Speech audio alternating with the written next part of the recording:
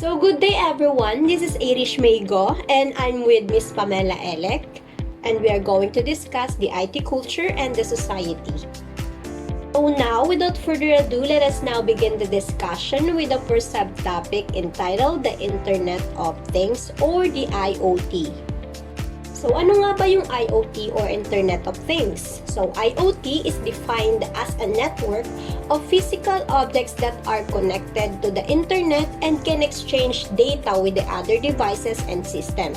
So meaning, ito po yung mga network or mga hardwares na nagko-connect at nag-share ng other data. Like for example nito is sa loob ng ating bahay, we can call the appliances, the smart devices inside our home, the Internet of Things. So additionally po, yung mga IoT devices po na tulad ng mga nabanggit ay mayroong mga sensors at mga software para makolekt yung data or mag-exchange ng data. So ang goal po ng IoT is para makagawa or makabuo ng mga devices na kayang mag-communicate sa isa't isa. So ano nga ba yung importansya ng IoT? According here, the Internet of Things is transforming the way we live, work, and interact with our environment. By connecting devices and systems, IoT enables the collection and exchange of data, leading to smarter decision-making and automation. So no need for the explanation. Napaka-evident na po na sa pamumuhay natin ngayon, malaki na yung parte o contribution ng IoT. Kahit sa simpleng, for example, sa home security, yung dating mga simpleng CCTV lang na hindi kayang ma-identify the trespasser easily, ngayon mayroon na po tayong devices like smart lighting, smart locks, smart security cameras, at saka smart speaker that can easily detect those trespassers in our home. So of course, hindi lang puro positive impacts ang nabibigay ng IoT. Meron din itong mga negative impacts or consequences. So now let's delve deeper with the advantages and the disadvantages of the Internet of Things. So for the advantages, we have here the efficiency and automation, the data-driven decisions, it enhanced the convenience and improved healthcare. Also, it improved the safety and security as well. For the disadvantages naman, we have here the security concerns, the data privacy issues, kasi we all know naman na prone talaga tayo dito ng identity theft kasi it is required for us to provide our personal information para ma-use natin ang IoT devices. And also, the complexity and interoperability, and also as well the cost kasi it is quite expensive.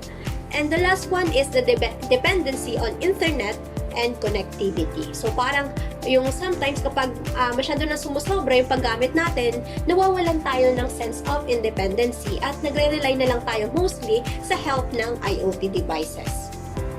Proceeding to the next subtopic, let us now talk about the future of IoT.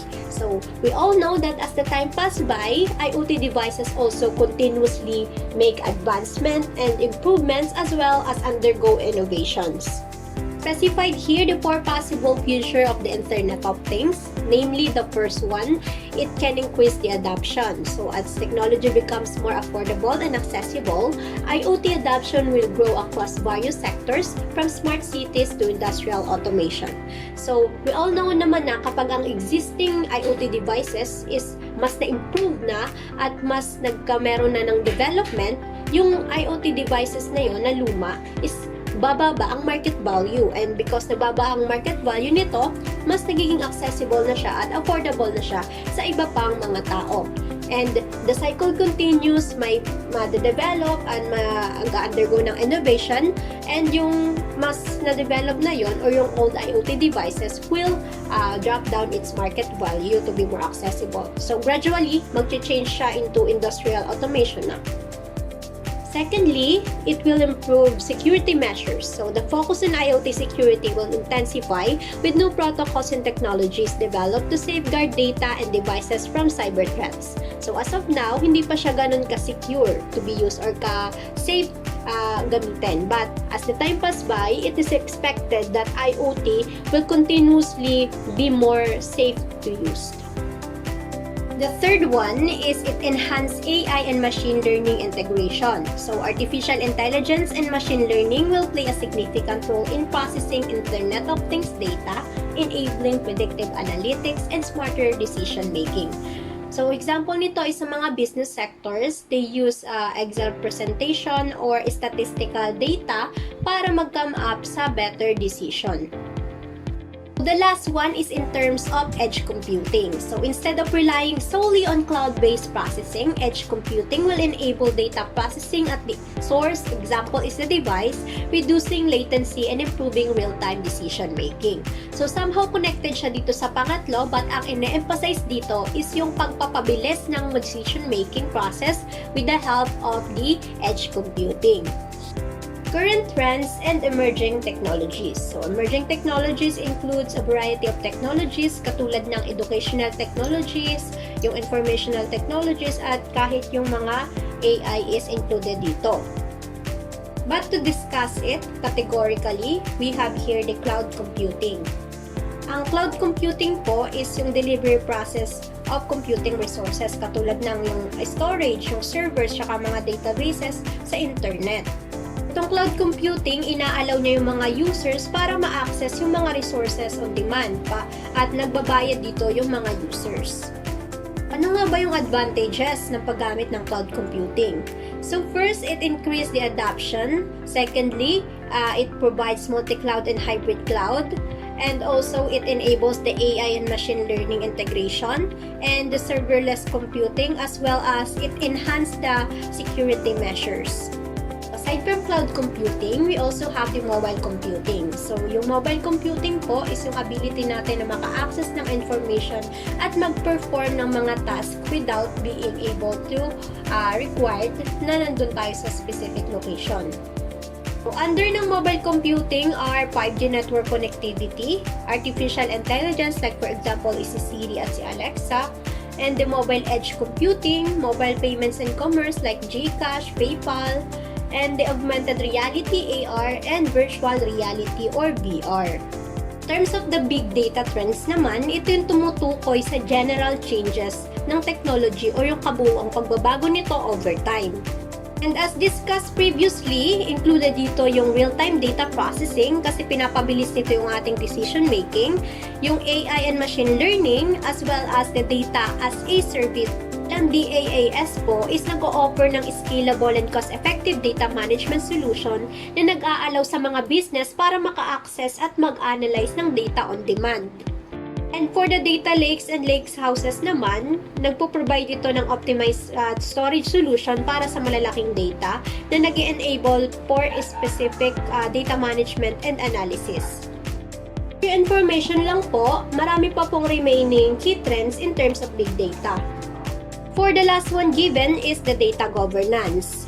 So, yung data governance, included dito yung pag-i-improve ng data quality, yung security, at yung compliance to ensure na yung data is nagagamit ng effectively and responsibly.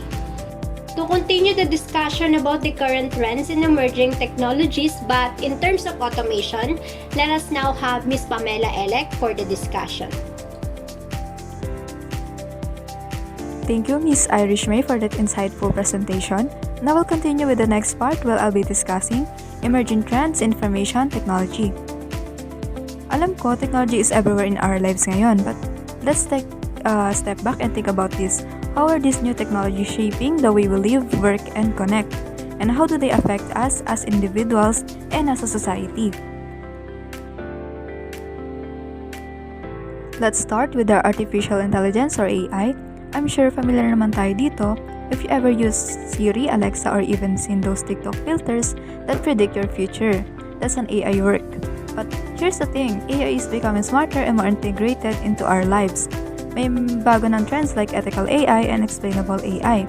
In simple terms, this focus on making AI more transparent and aligned with human values. Imagine using AI to diagnose diseases more accurately or to improve customer service in businesses. Sounds amazing, right? But here's the flip side.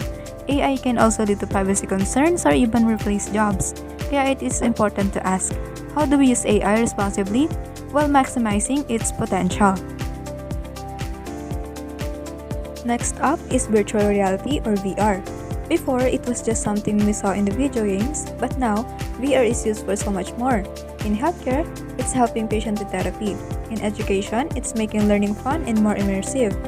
Imagine taking a virtual field trip to the Great Wall of China without leaving your classroom. However, there's a catch, it's not cheap.